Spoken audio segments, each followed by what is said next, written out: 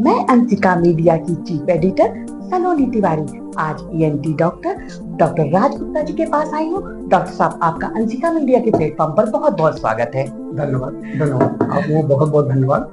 बताइए डॉक्टर साहब, आजकल नाक कान गले ऐसी कौन सी सामान्य बीमारियां हैं जो अक्सर ज्यादातर देखने को मिल रही है? नाक कान गले की बीमारियां तो इस समय काफी बढ़ रही है क्योंकि मौसम चेंज हुआ है जी। मौसम चेंज होने की वजह से गले में टॉन्सिल्स, गले में खराश, एलर्जी की प्रॉब्लम, सांस लेने की प्रॉब्लम, खांसी, बहुत सारी प्रॉब्लम इससे बढ़ रही है। नाक में भी एलर्जी, जुकाम और उसकी वजह से कान बंद होना। दूसरा, कान में पानी चला गया तो फंगल का इन्फेक्शन इससे बहुत ज्यादा हो रहा है। ये बारिश की वजह से? बारिश की वजह से, मौसम चेंज होने की वजह से, इसकी वजह से प्रॉब्लम जो है ज्यादा बढ़ रही है इस समय। डॉक्टर साहब, आजकल लोग क्या करते हैं, गूगल में देखकर अपना इलाज खुद करना चाहते हैं, क्या ये सही है? गलत है, क्योंकि मैं कई पेशेंट को टोक चुका हूँ इस बारे में।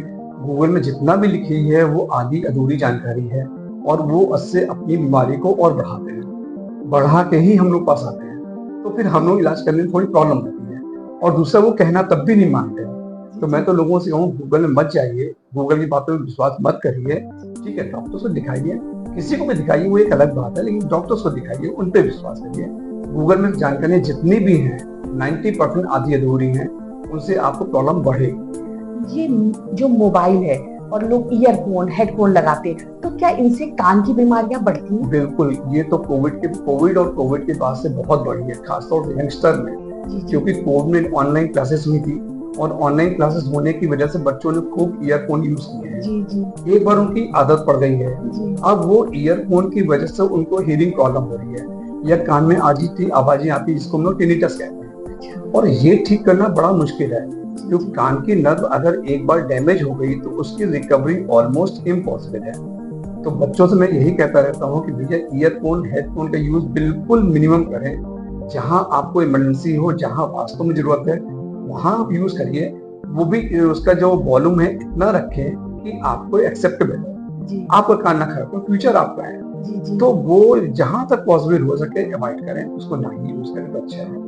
और गले की क्या बीमारियां हैं जिनको हम कुछ प्रिकॉशन रखकर ठीक कर सकते हैं, उनको बढ़ने से पहले उनकी रोकथाम किया जा सकती है? गले की बीमारियां जो आजकल बढ़ रही हैं, उसका सबसे बड़ा रीजन है ये आउटलेट्स, फास्ट फूड, जितना जंक फूड बहुत प्रॉब्लम कर रहा है इसमें, खासतौर पर बच्चों में। बच्चे मानते नहीं हैं, बाहर का बहुत खाना खाते हैं, खासतौर से ठेले वगैरह में जो मोमोज और फ्राइज वगैरह बिकते हैं, इनसे बच्चों के टॉन्सिल बहुत खराब हो रहे हैं, बहुत ज्यादा खराब हो रहे हैं। तो वही मैं तो बच्चों से, खासतौर बड़ों से भी कहूंगा, जहां तक पॉसिबल हो सके बाहर ना खाएं, आप घर में बनवाइए, घर में खाइए, अपने घर का ऑयल यूज करिए।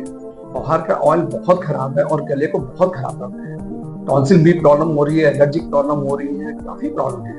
तो जहां तक हो सके उनको अवॉइड करें। तो कब हम समझे कि टॉन्सिल की प्रॉब्लम बढ़ गई है? उसको सीरियस लोग नहीं लेते, रहे टॉन्सिल है, गरारा कर लिए, ये कर लिए, तो क्या हमें उसको सीरियसली लेना चाहिए? बिल्कुल, जैसे गरारे करें, नॉर्मल मेडिसिन ले लें, ठीक है। अगर एक दो दिन में ठीक हो जाता है कोई दिक्कत नहीं, लेकिन अगर एक दो दिन में प्रॉब्लम नहीं ठीक होती तो आपको किसी डॉक्टर से कंसल्ट करना चाहिए, फिर उसको बढ़ने मत देना चाहिए।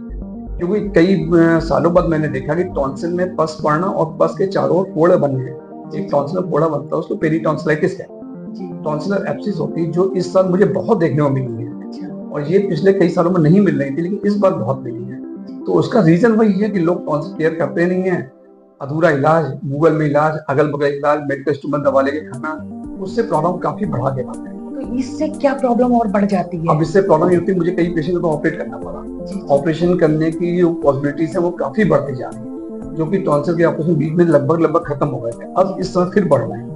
और रीजन वही है कि लोग केयर नहीं करते। अच्छा, और क्या फास्ट फूड भी इसका एक कारण है? फास्ट फूड सबसे बड़ा कारण है। फास्ट फूड लें, बट कोशिश करें कि जहां तक हो सके अच्छी जगह पे लें, अच्छे आउटलेट्स में लें, या अपने घर में बनवाएं तो ज्यादा बेटर है। तो क्या बच्चों में ये प्रॉब्लम ज्यादा है? बच्चों में प्रॉब्लम बहुत ज्यादा है। टॉन्सिल और एडिनॉइड, एक नाक के पीछे भी टॉन्सिल होते हैं, उनको एडिनॉइड कहते हैं, उसकी भी प्रॉब्लम बच्चों में बहुत बढ़ रही है और उसकी वजह से उनको हियरिंग प्रॉब्लम होती है, लगातार जुकाम बना रहता है, खर्राटे बहुत आते हैं, छोटे छोटे बच्चों में खर्राटे की प्रॉब्लम बहुत ज्यादा हो रही है और सारे पेरेंट बेचारे परेशान रहते हैं। तो उनसे यही कहूंगा, जहां तक हो सके cold drink, ice cream, packet foods, जितना भी जहां तक हो सके वो अवॉइड करें उसको।